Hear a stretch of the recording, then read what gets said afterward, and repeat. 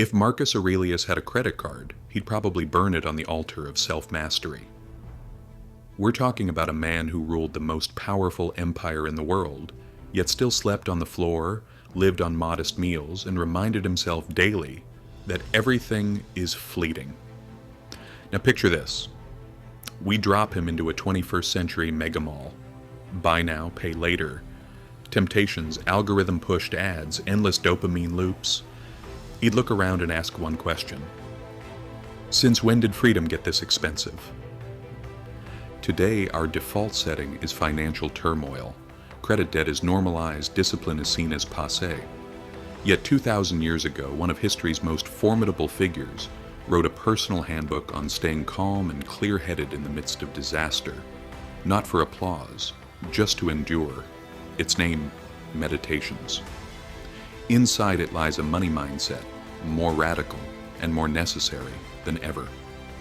Marcus was born in 121 AD into privilege, the best tutors, inheritance, and eventually, the imperial crown. But he didn't turn into a tyrant, he chose to be a philosopher king. Stoicism, built on virtue, temperance, and reason, shaped him. He learned to anticipate hardship, accept loss, and shed the illusion of control. Plague, war, betrayal, economic rot. He saw it all, yet his lines don't wobble. Cool, lucid, purpose-driven. He wasn't after comfort. He sought sovereignty of the mind. At Rome's most dazzling peak, when the city overflowed with luxury, Marcus chose simplicity. He kept praise at arm's length. He defined true wealth as the power to remain honest while the world goes mad. No wonder modern Stoicism is back in vogue. But here's the rub. We love curating quotes for Instagram and ignore the economic machinery Marcus was shielding himself from. That machine is even more aggressive now. Because the system isn't just chaotic anymore. It's engineered to keep you financially and psychologically off balance. Personal debt breaks records. Credit card APRs sit north of 20%. Financial literacy is weak. Every digital platform you touch is designed to ignite comparison and spending impulses. Result? A society that looks rich but scrapes by to month's end. Anxious, economically fragile, easy to steer.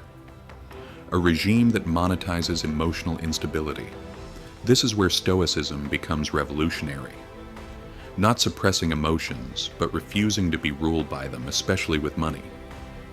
Stoics said we can't control externals, plagues, markets, wars, but we can govern our response.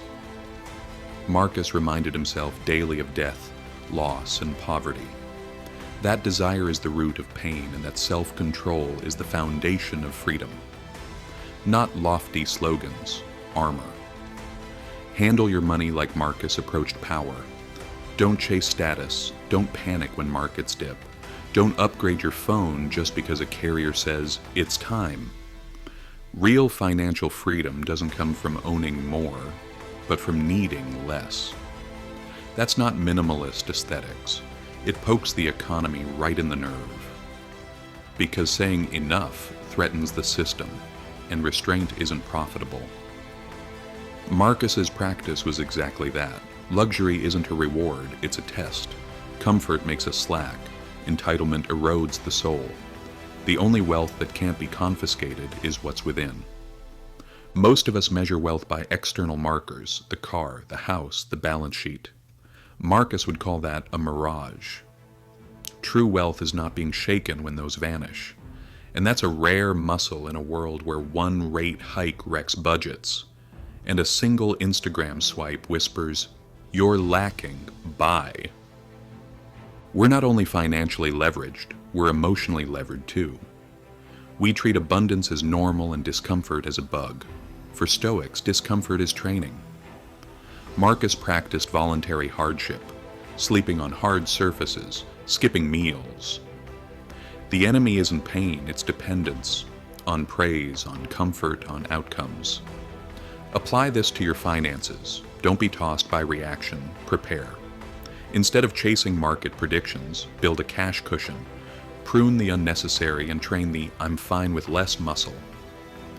Manage anxiety not by earning more, but by uprooting the belief that money fixes everything. Measure success not by net worth, but by inner calm. Look around. Inflation is stubborn. Governments keep stretching debt limits. Central banks juggle the "we printed. Now how do we rebalance" dilemma. Most people have no savings, no buffer, no clarity, just the hope that someone up there knows.